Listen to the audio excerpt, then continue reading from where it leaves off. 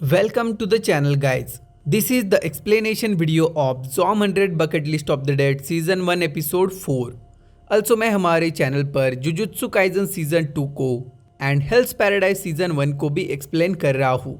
For that make sure you subscribe to the channel. And now without wasting any more time, let's get into it.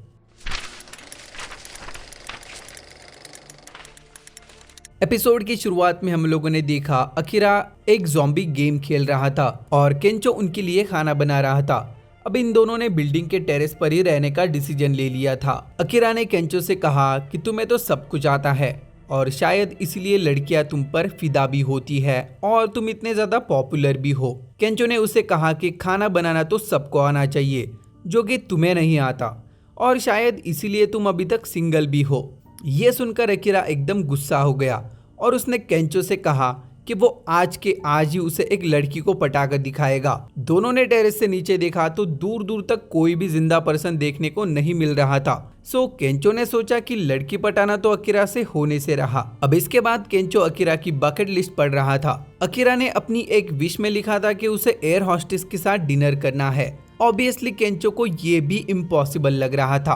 अब केंचो ने भी अपनी एक wish को Akira की list में ऐड कर दिया, जैसे कि उसे स्टैंड अप कॉमेडियन बनना है. और उसने अकीरा से कहा कि आज तुम्हारी वजह से मैं जिंदा हूँ और तुम्हारी वजह से ही मैं अपनी इस विश को पूरा कर पाऊंगा. सो हम इस लिस्ट को साथ में कंप्लीट कर सकते हैं. अकीरा ने केंचो से कहा कि अभी के लिए तो मुझे एक बहुत बड़ा टीवी चाहिए जिस पर मैं गेम खेल सकूं, और ये दोनों टीवी लेने के लिए निकल जाते हैं.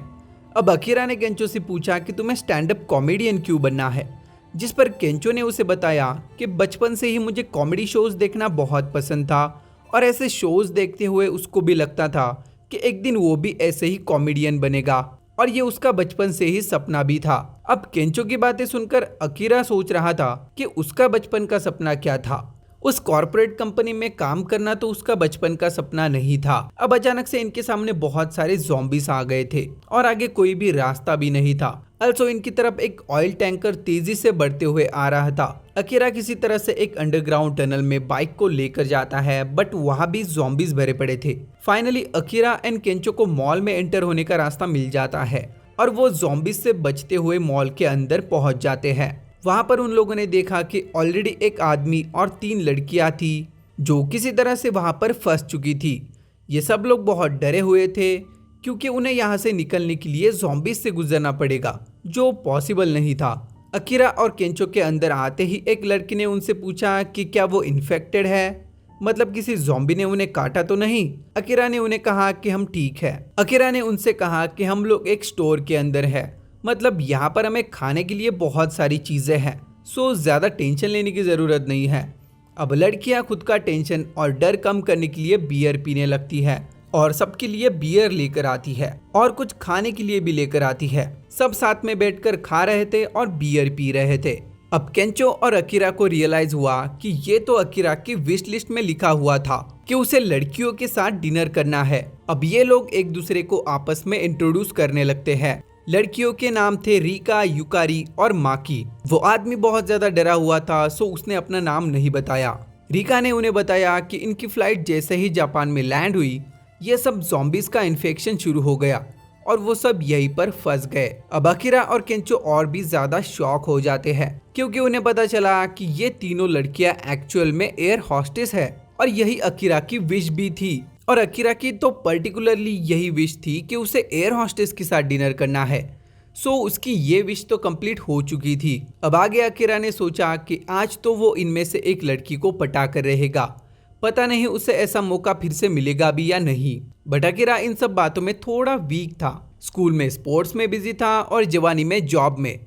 बट फिर भी हिम्मत करके अकीरा ने युकारी से घबराते हुए डायरेक्टली पूछ लिया कि क्या उसका कोई बॉयफ्रेंड है. अब ऐसे सिचुएशन में ऐसा सवाल सुनकर युकारी को बहुत अजीब लग रहा था. वो ऑलरेडी बहुत ज्यादा डरी हुई थी.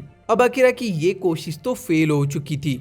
उसे खुद पर ही शर्म आ रही थी कि उसने ये क्या सवाल पूछ लिया ऐसी सिचुएशन में. अकीरा ने सोचा कि वो केंचो की हेल्प लेगा, बट केंचो तो माकी के साथ बिजी था और उसने माकी को पटा भी लिया था. अब अकीरा सोच रहा था कि काश वो भी केंचो जैसा हैंडसम और टैलेंटेड होता इन सब बातों में.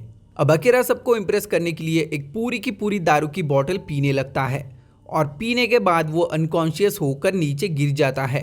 थोड़ी देर के बाद हम लोगों ने उसे टॉयलेट में देखा, उल्टियाँ करते हुए। अकीरा अभी भी सोच रहा था कि उसने बेवकूफ़ी वाला काम किया है, बट वो केंचो के लिए खुश था कि चलो उसे तो लड़की मिल गई।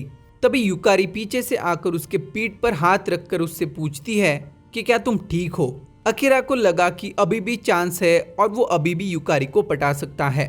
अब युकारी ने उसे बताया कि मुझे पता था कि तुम इतनी दारू नहीं सहन कर पाओगे, इसलिए मैं तुम्हें देखने चली आई कि क्या तुम ठीक हो कि नहीं। और अब उसने अकीरा के पूछे हुए सवाल का जवाब दिया और उसने कहा कि हाँ, मेरा एक बॉयफ्रेंड है। ये सुनकर अकीरा फिर से नाराज हो गया, बट वो ये भी समझ गया था कि युकारी सच में उसके लिए परेशान थी, मतलब वो एक बहुत ही अच्छे दिल की लड़की है।